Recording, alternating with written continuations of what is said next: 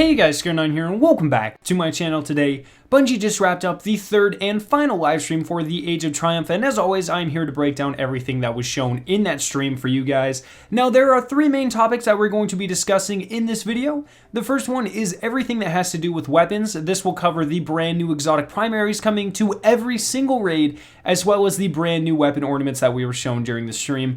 The second topic is going to be the 5 new armor ornament sets that are coming to Destiny with the Age of Triumph, and the final topic is going to be a lot of small Crucible changes coming with the launch of this live event.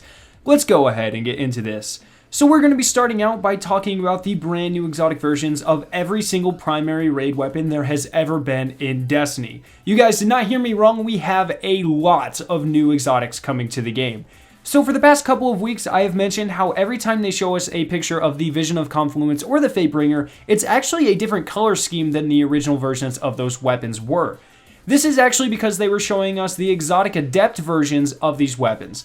Now you can still earn the legendary versions of these weapons as they are earned in a completely different way. For example, if you load up the Vault of Glass straight from the Director at 390 light level, then you can go ahead and earn yourself a legendary Fatebringer that will drop somewhere near the 400 light level mark. If you go ahead and do the Vault of Glass while it is the featured weekly raid, you can complete it for a chance to get the exotic version of the Fatebringer, which has a cool new weapon skin and comes with the original elemental burn on it.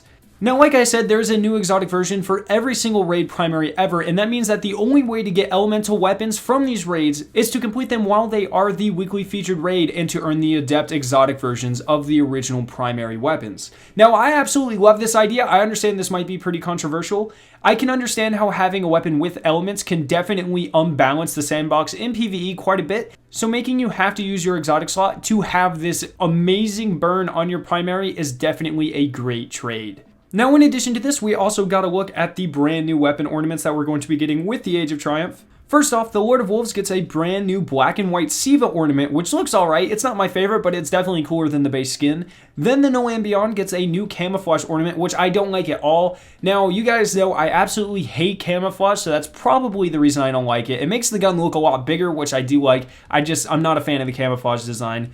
Then we got to look at the 2 brand new ornaments for the Suros regime. That's right, I did say 2. The first one is a black and gold variant, which has this Suros Phoenix on it, which looks absolutely amazing. And then the second one is a red and white ornament, but it is actually the inverse of what the year 1 version of the Suros regime looked like.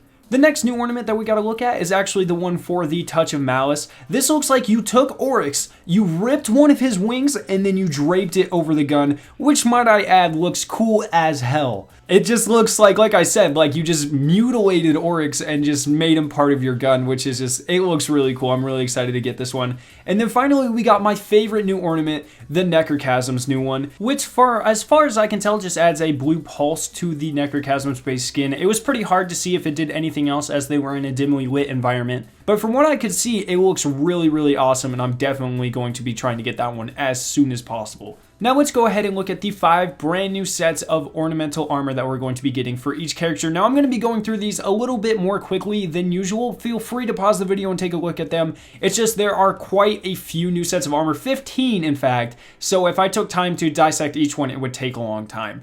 So on screen, what we have is the concept for the Vault of Glass armor. Looks really cool. You can tell that they are really trying to incorporate your Guardian becoming a Vex theme into this one. Now on screen, you can see the Hunter. We've seen this one plenty of times. There's nothing else to look at here, just the robotic leg and the animated cape. Pretty much everything that we've seen from the Hunter before. Then we get a look at the Titan's armor, which is really awesome. It is also neon blue, but you get a piece of a Hydra shield on the back of your neck. Looks really, really sick, and I'm pretty excited to get this one for my Titan. And then finally, we have what, in my opinion, is the best Vault of Glass set, and that is going to be the Warlock. And on it, the main thing is that you have animated harpy tails coming off of the back of your head, which looks amazing. Then we are going to be moving on to the Crota's Endgear, which is my favorite of all 5 of the armor sets. On screen, you can see the concept, which just looks really, really cool. I'd love to have a desktop version of this. And then we're just going to go through each of the characters one by one again.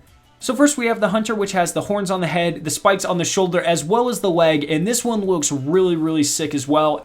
Then we have the Warlock one, which also looks really fantastic, just has giant horns and spikes coming off of it. And then the third one, which is my favorite in the set, once again has giant horns and spikes coming out of the armor set. Just looks really, really awesome. and I cannot wait to get my hands on this armor. And this one also has another really cool effect. Whenever you are shot, the glowing effects actually go away for a bit and rocks spin around your body. It's a really cool animated effect, and then after a couple seconds, the glowing grows back out of the armor, but it's just a really cool visual effect that they apply to this armor. The third brand new armor set is the King's Fault ornamented set. This one also looks really cool, as you can tell from the design. So first you have the Hunter, which has a very cool mohawk. I think this might be my favorite out of these three sets, and it just looks mean as hell. Then you have the Titan, which again is just pretty much the standard armor, but with more glowy and cracking stuff. And then finally you have the Warlock, which once again, just more glowy neon blue and cracking up and rising up from beneath the armor. This one as well, whenever you get shot, the glowing disappears for a couple of seconds, just as a really cool animated effect. Now we are on to the fourth brand new armor set. This one is going to be for the Wrath of the Machine. They said this one was just going to be a natural progression of Siva. It just becomes more advanced, and I guess they thought that this means that it just floats above your armor. Now they did mention that this armor set has the most moving parts out of any armor set in the game, and that goes for all three characters. Make sure you keep that in mind as we're going through these pictures. These are not GIFs, so they're not animated, so they really don't do the armor sets justice. So if we move on to the Hunter, we can really see what I'm saying. On the shoulders and on the legs, there are a lot of moving Siva particles that just cover the entire thing and float from out of your Guardian. And you can't really capture that in a picture very well, so just keep that in mind. It is very, very vibrant and alive, and I think this armor set looks really cool. Then we have the Titan, and this one does a little bit better of a job showing you guys what I mean. So on the back of the head and on the shoulder, you can kind of see the particle effects. Just imagine those constantly exploding out of your Guardian. It looks really, really cool. And then finally, we have the Warlock one, which once again, I tried to capture on the face mask as well as on the shoulder and on the stomach. You know, these things are also moving constantly as well. This is a really cool armor set. It changes the armor the least out of any of them, I feel, but I'll still probably try to get them just because they do look really cool. And now we are on to the very last new armor set, which is honestly my least favorite. This is going to be the Age of Triumph armor set, and this one is based off of the older armor sets in the game, just brought back for the nostalgic feeling, and this is the only new armor set where you can apply chroma. So if you look at this, the Griffin's on the Hunter's stomach and his cape, as well as all the glowy parts on the Warlock and Titan as well, those are the chroma effects, so those can be any colors you want them to be. So those are all of the brand new armor sets. Let me know which one is your favorite down in the comment section below. And finally, let's go ahead and move on to the smaller Crucible changes. Now, I covered most of these a few weeks back in a separate video, but it would be extremely redundant to cover those again, so I'll go ahead and link that down in the description.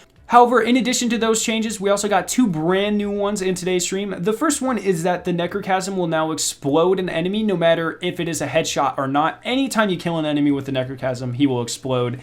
And then the second big change is that whenever you pick up special from an ammo crate, it automatically gets reloaded into your special weapon, so you don't have to take time to reload it. So this just means you will have less time reloading and more time to kill things, which is always a plus. But those are all of the things from today's live stream. We're going to be discussing these in depth, as always, on my podcast, The Last Word. If you guys are not aware, we have a live recording of that every single Friday at 6:30 Eastern. It is me and my co-host Icono, and this week we are looking to have two guests, so plenty of discussions and viewpoints and opinions, and I really want you guys there. So either make sure you're there or leave your comments down in this comment section. I'll pick my favorite ones to read out on the stream. I hope you guys did enjoy this video. If you did, make sure to leave a like rating and share with your friends. If you're interested in seeing the video on screen, you can click the annotation to be taken to it. Finally, subscribe for more awesome Destiny content, and I'll see you guys in my next video.